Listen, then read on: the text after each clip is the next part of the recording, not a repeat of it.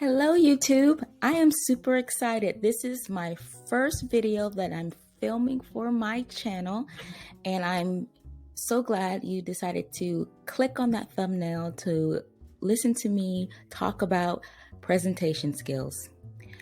I have to apologize for the sound of my cat in the background. She's okay. She just wants to be in mama's lap, but right now I'm here with you, right? I also apologize for the Roomba. Trying to keep a clean house here. So today I'm going to talk about effective presentation skills and key steps to creating powerful presentations and meaningful business meetings. Okay, so why is this important, right? Well, functional communication skills are paramount for leaders, regardless of industry. Great presentation skills can be utilized not only during formal speeches, but also during business meetings, interviews, during regular office communications, and communicating with clients and customers. Do you have an upcoming presentation or business meeting? Today, we will talk about how to captivate and effectively communicate with your audience. We will talk about creating powerful presentations and conducting meaningful business meetings. I will talk today about preparing for your meeting, utilizing your executive presence, and closing your meeting, leaving your audience wanting more. So let's start with the preparation phase. When preparing for your presentation, start by thinking of your topic from the audience's point of view, okay? So place yourself in their shoes and ask yourself the following questions. Ask yourself, why should I listen to this presentation? Why should I continue to listen to this presentation? What should I remember from this presentation? And what should I do after listening to this presentation? Once you have answered these questions from the point of view of your audience, you are ready to plan your presentation. Your talk should be divided into 3 sections: the introduction, the middle, or what I like to call the body of your talk, and the closing. We will go through each of these sections in detail, and in general, you want to start with your key points. This is your introduction. Reiterate them throughout the presentation. This is the middle section or the body of your presentation. And then restate them at the end or your closing. I want to take a moment to discuss business meetings in particular. So you remember KISS from school, right? Keep it simple, silly. Keep your meetings as brief as necessary. Otherwise, you will lose your audience's attention. Try providing a summary of the meeting ahead of time to the participants. If the meeting is one of many with a similar topic, you may want to include the key takeaways from the last meeting. This will reduce the time needed for review. Again, keep it short and keep it simple. Express the expectations that the summary will be read prior to the meeting. Use the first 5 minutes of your meetings wisely. Avoid the awkward, let's wait another minute or two for more participants to arrive. This phrase has become commonplace, especially during virtual meetings. Instead, use this time to set the stage. Provide introductions or employ an icebreaker, rather than just sitting and waiting silently. This will My cat. This can be seen as frustrating and a waste of time for those who arrived on time or even early. Wasted time and effort are the ultimate productivity killers.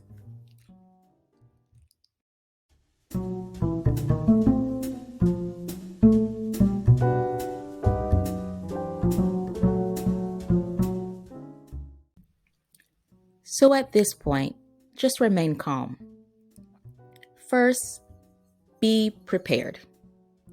Planning ahead and taking time to rehearse your talk is important. Some nerves and jitters are normal, but don't let it overwhelm you. When nerves and jitters do become overwhelming, try breathing techniques. Research breathing techniques that you can use before and during your presentation. Practice mindfulness. Remain in the present, not the future.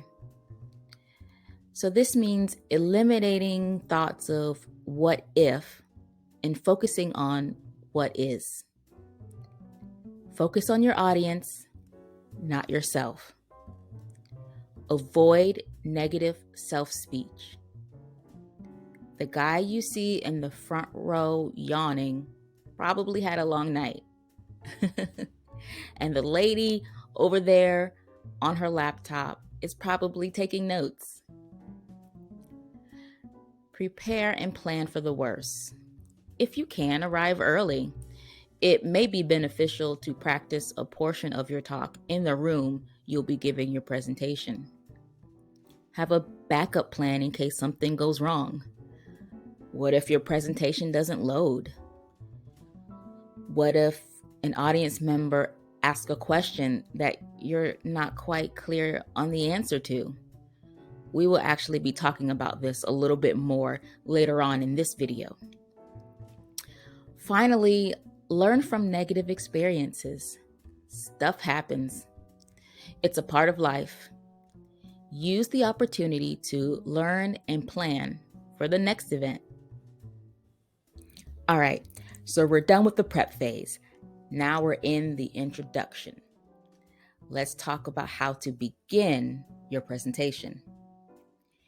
Your introduction should answer the question, why should I listen to this presentation?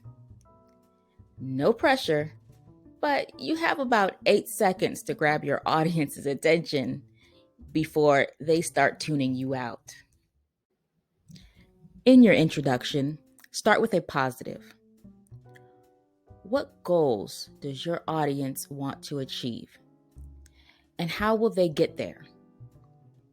What will facilitate and what will hinder their progress towards these goals?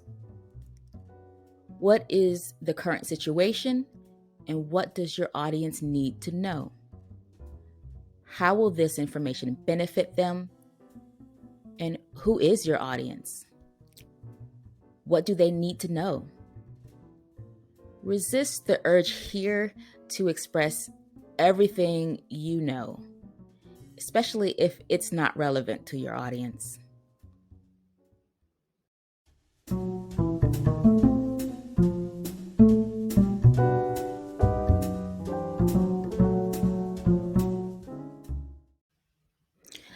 Throughout the body of your presentation, here are a few things I want you to keep in mind. Your content during the body should answer the question, why should I continue to listen to this presentation? Have a succinct and clear message. Remember, KISS. Keep it simple. Portraying your executive presence, engaging your audience, maintaining their attention, and reducing distractions will give your audience the answer to this question. Less is more. Remember, keep it simple. Avoid information dumping. Provide your audience with what they want or need to know. This is important for their attention and ability to retain the information that's being presented.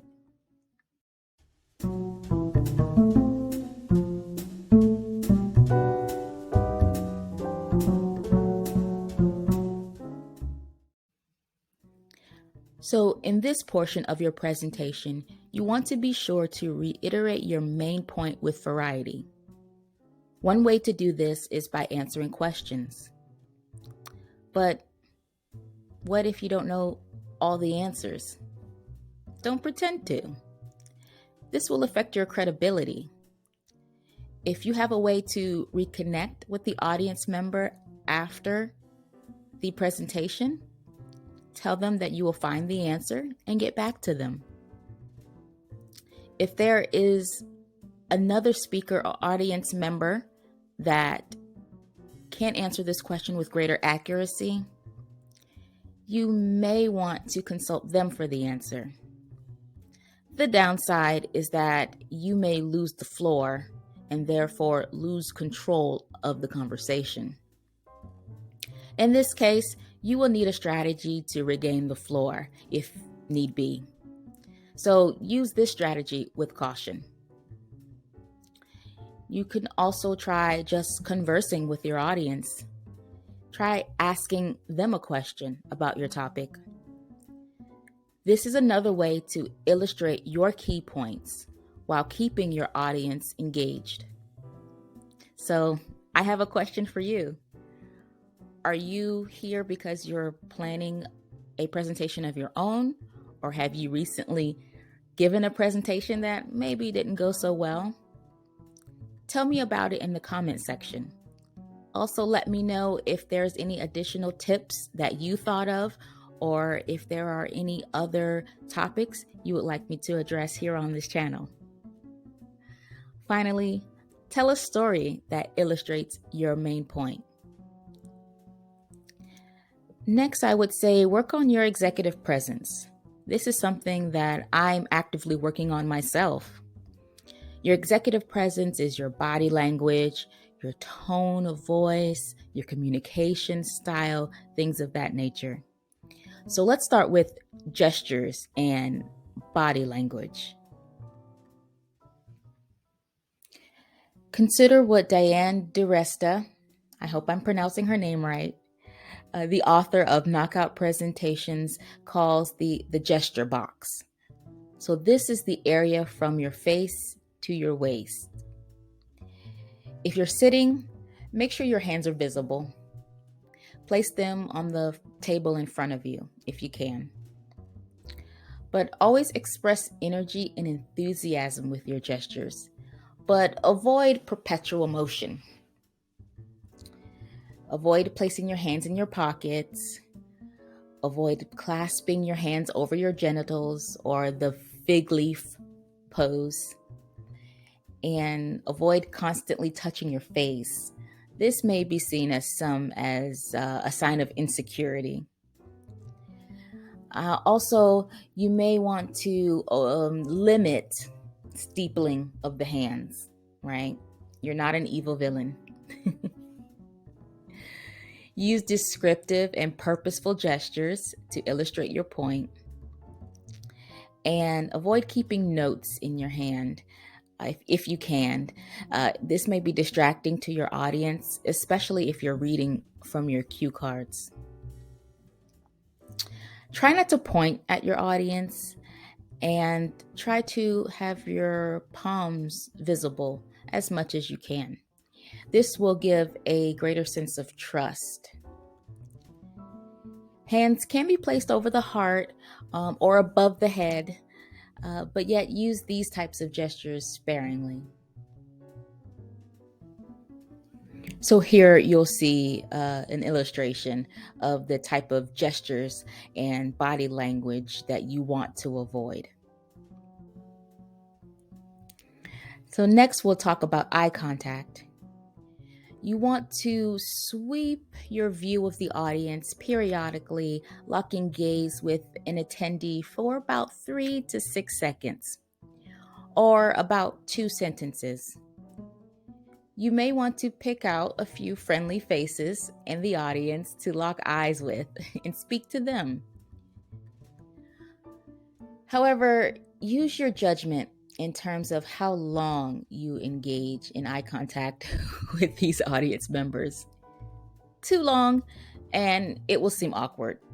Too little, and you will lose the opportunity to engage with your audience members.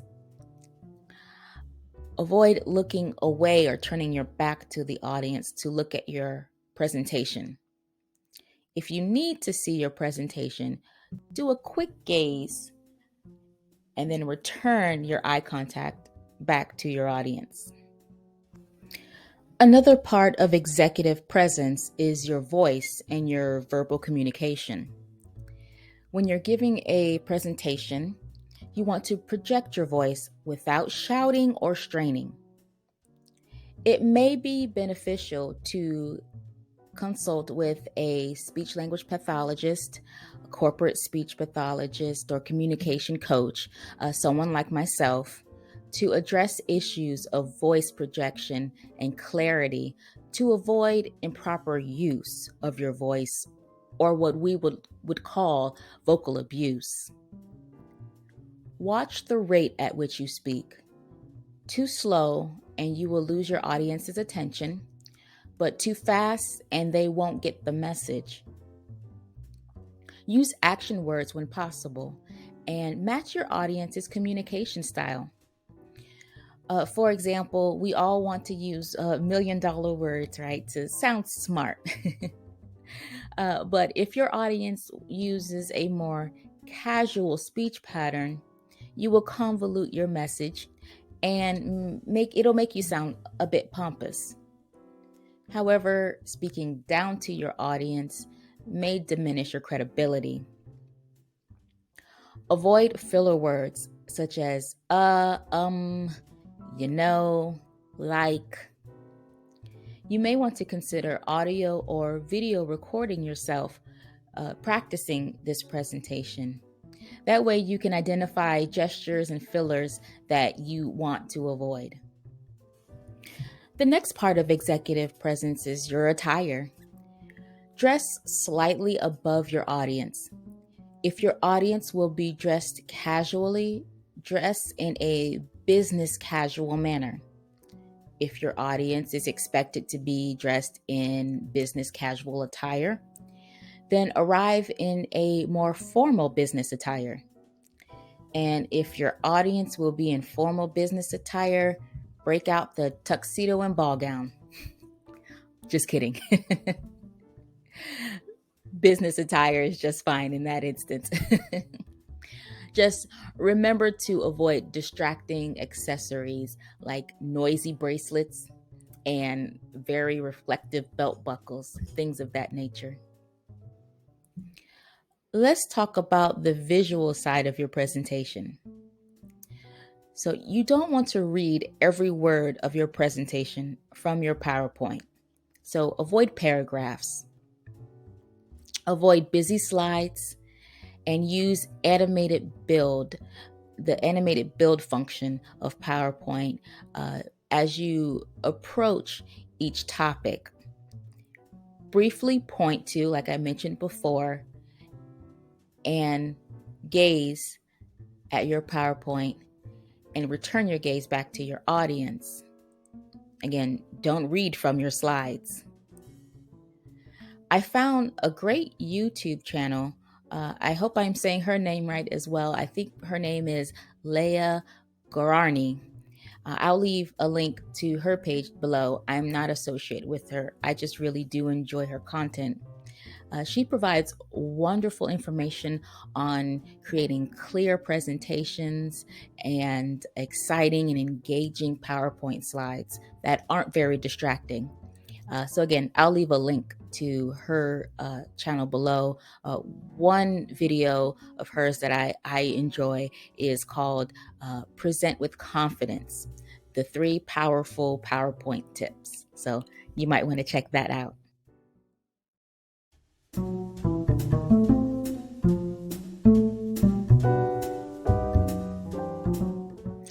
All right, so we have come to the end of your presentation. Here, you want to remind your audience of the main idea of your talk, right? You want to summarize your key points. The key points of this talk will be on the next slide. So we just spoke about effective communication skills and why they are essential in the workplace. They will boost your chances of career development and success, help you communicate with customers and clients, and improve your ability to communicate effectively in the workplace. When you are preparing for a presentation, proper preparation is key. Ask yourself those 4 questions. Why should I listen to this presentation? Why should I continue listening to this presentation? What should I remember from this presentation? And what should I do after this presentation? These are the questions you're asking yourself from your audience's point of view. Start with an introduction that captures your audience's attention. Use your content and your techniques, like what we spoke about regarding executive presence, to capture their attention and solidify you as a credible source of information. In the end, you will give a summary, much like I'm doing right now, of the information that your audience was to learn. At the end, you want to have a call to action, much like this one I'm about to give you right now. So, what should you do after listening to this presentation? Please subscribe to this channel. This is my first video, but there are many more to come. Press like if you found this information helpful, and share this video with someone you know that might benefit from this information. Also, if you would like to work with me on business communication skills, I will leave a link to my website below. You can find me at www.proclaim-services.com and click on the Contact Us portion of the website and fill out your information for me. Let me know what you'd like to work on, and I will be in touch.